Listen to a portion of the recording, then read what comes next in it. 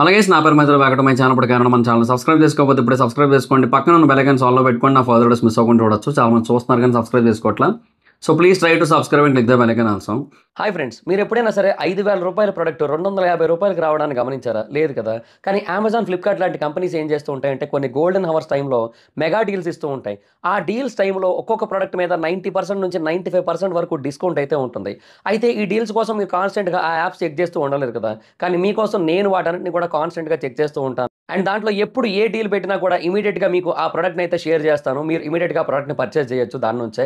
And అంతేకాదు కొన్ని extraordinary products ఉంటాయి, వాటిని మీరు బయట ఎక్కడ కూడా చూడరు. వాటి గురించి కూడా నేను మీకు షేర్ చేస్తాను. మీరు సింపుల్గా చేయాల్సింది ఒకటే, కింద డిస్క్రిప్షన్లో మన టెలిగ్రామ్ ఛానల్ లింక్, మన వాట్సాప్ ఛానల్ లింక్, మన ఇన్స్టా బ్రాడ్కాస్ట్ ఛానల్ లింక్ ఉంటాయి. వీటిలో మీరు ఏ యాప్ ఎక్కువగా వాడతారో ఆ యాప్కి సంబంధించిన లింక్ మీద క్లిక్ చేసి ఆ యాప్లో ఉన్న మన ఛానల్ని ఫాలో అవ్వండి. దాంట్లో రెగ్యులర్గా చాలా ప్రొడక్ట్స్ అయితే మీకు అప్డేట్ అవుతూ ఉంటాయి.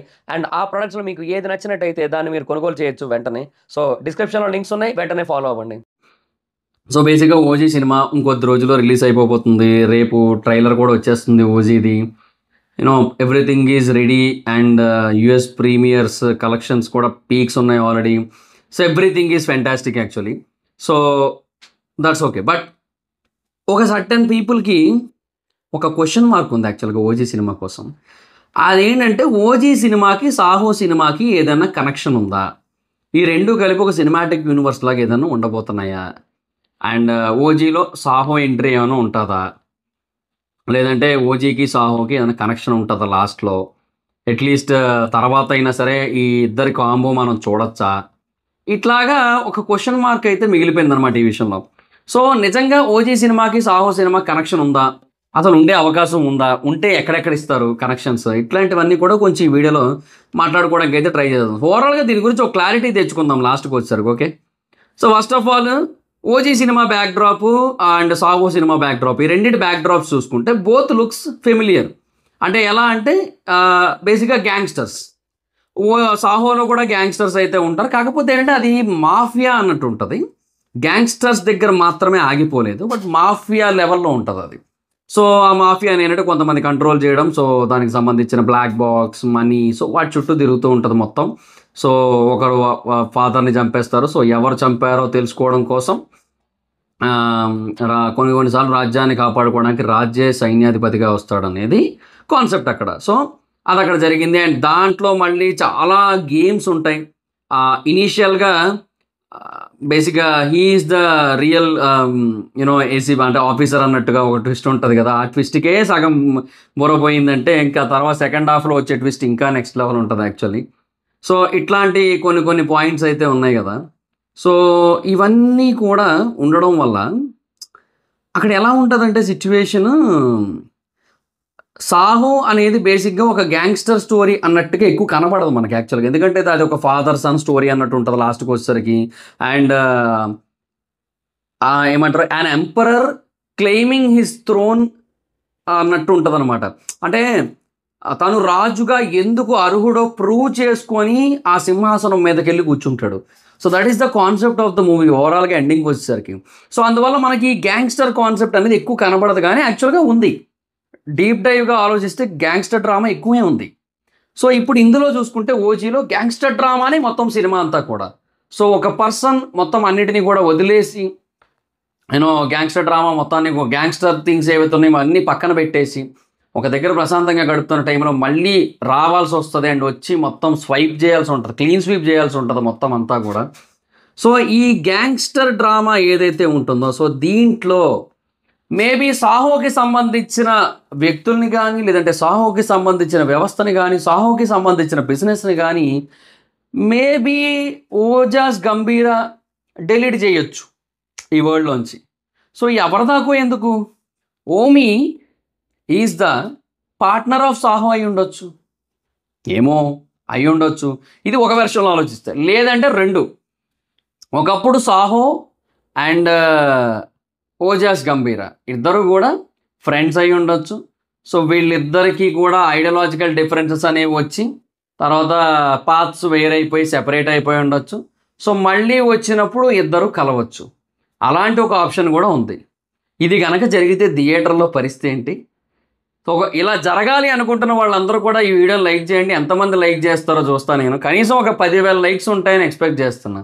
లైక్స్ కొట్టిన తర్వాత హైప్ అని వస్తుంది. ఆ హైప్ కూడా కొట్టేసేయండి. సో అప్పుడు ఆటోమేటిక్గా వీడియో ఎక్కువ మందికి రీచ్ అవుతుంది. సో అంటే మినిమం ఒక 10,000 లైక్స్ ఎక్స్పెక్ట్ చేస్తున్నా. అంటే ఇది నిజంగా జరిగితే బాగుండు అని చెప్పి ఎంతమంది అనుకుంటున్నారో చూడాలనుంది నాకు. ఒక 10,000 లైక్స్ కొట్టండి చూద్దాం. సో మీకేమనిపిస్తుంది? ఒకవేళ ఇది నిజంగా జరిగితే ఎలా ఉంటుంది అనిపిస్తుంది? నిజంగా అది కనుక జరిగితే మటుకు థియేటర్లు తగలబడిపోతాయి, బ్లాస్ట్ అయిపోతాయి, అరుపులు కేకలు అలా ఇలా ఉండదబ్బా.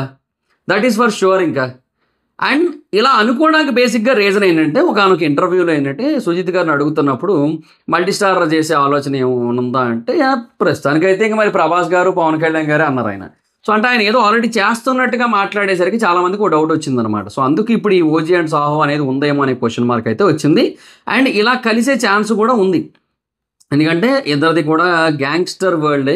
అండ్ ఆ గ్యాంగ్స్టర్ వరల్డ్లోనే ఇద్దరు లైఫ్స్ ఉంటాయి కాబట్టి, అండ్ మ్యాక్సిమం ముంబై చుట్టే తిరుగుతూ ఉంటుంది కాబట్టి, ఇట్లాంటివన్నీ ఉన్నాయి కాబట్టి ఇంటర్లింక్ చేసే ఛాన్స్ అయితే చాలా అంటే చాలా గట్టిగా ఉంది. ఓకే, సో ఇవన్నీ ఉన్నాయి కాబట్టి ఖచ్చితంగా నా నమ్మకం అయితే మట్టుకు ఇంటర్లింక్ చేస్తారు అని చెప్తారు అనుకుంటున్నారా? లేదు, ఇంటర్లింక్ చేయరు. మ్యాక్సిమం ఈ రెండు కనెక్ట్ చేయడానికి అవకాశం ఉన్నప్పటికీ కూడా సుజిత్ గారు మ్యాక్సిమం ఇంటర్లింక్ అయితే చేయరు.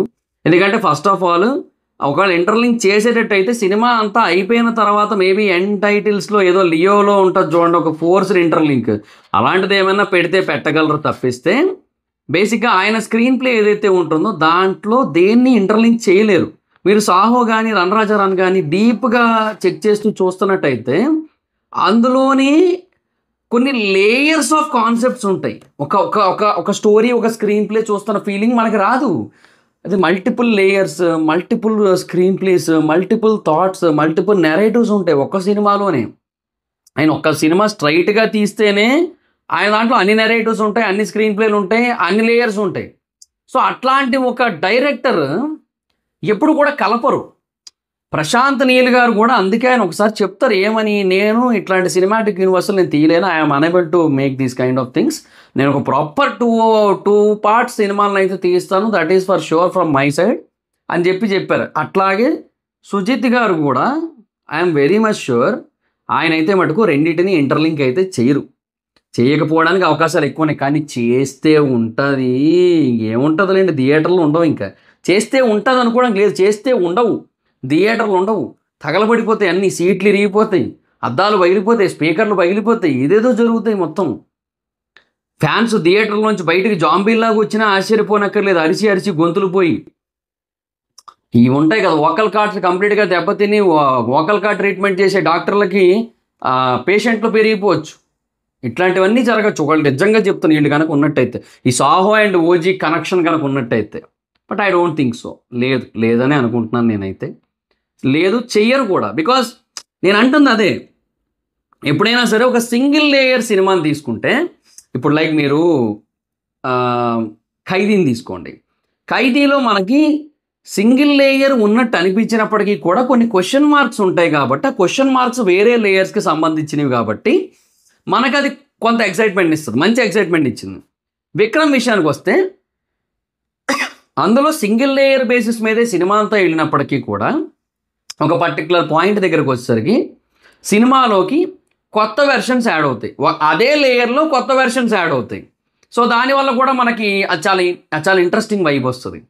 మీన్వైల్ లియోకి వచ్చేసరికి ఏమైంది, సినిమా మొత్తం ఒకటే వైపులో ఉంటుంది, ఆ వచ్చిన లేయర్ కూడా ఇంతకుముందు యాడ్ చేసిన లేయర్ కంటే 10 రెట్లు తక్కువగా ఉంటుంది, 10 రెట్లు లెస్ గుడ్ అన్న ఫీలింగ్ ఉంటుంది.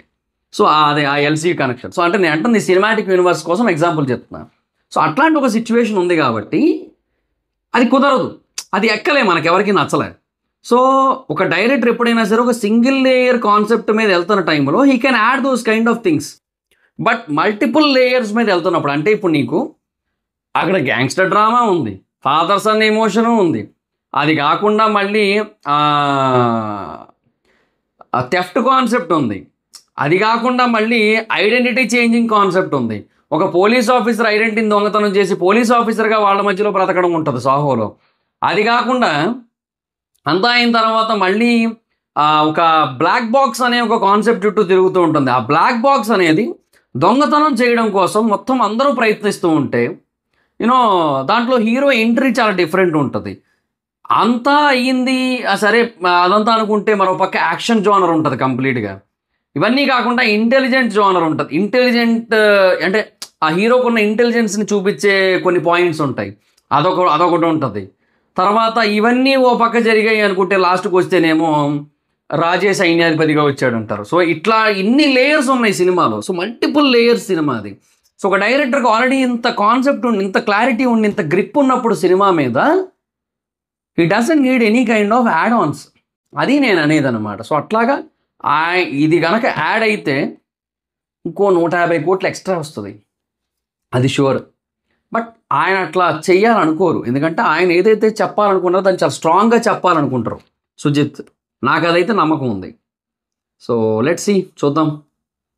నేనైతే ఇదే నమ్ముతున్నా, ఇంటర్లింక్ అయితే లేదని నమ్ముతున్నాను. బట్ ఉంటే మటుకు శవాలు లేస్తాయి, అదైతే క్లియర్.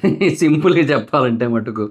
సో దాట్ గైస్, మీకేమనిపిస్తుందో కింద కామెంట్ సెక్షన్లో తెలియజేయండి. ఈ వీడియో కనుక మీకు నచ్చితే లైక్ చేయండి. ఆల్రెడీ లైక్ కొట్టేసినట్టయితే మళ్ళీ కొట్టకండి, ఆ లైక్ పోద్ది. ఆల్రెడీ కొట్టేసినట్టయితే ఓకే, లైక్ చేయండి. వీడియో మీకు నచ్చినట్టయితే మీ సోషల్ మీడియా ప్లాట్ఫామ్స్లో షేర్ చేయండి, like Facebook, WhatsApp, Twitter, Insta, వీటన్నింటిని కూడా షేర్ చేయండి.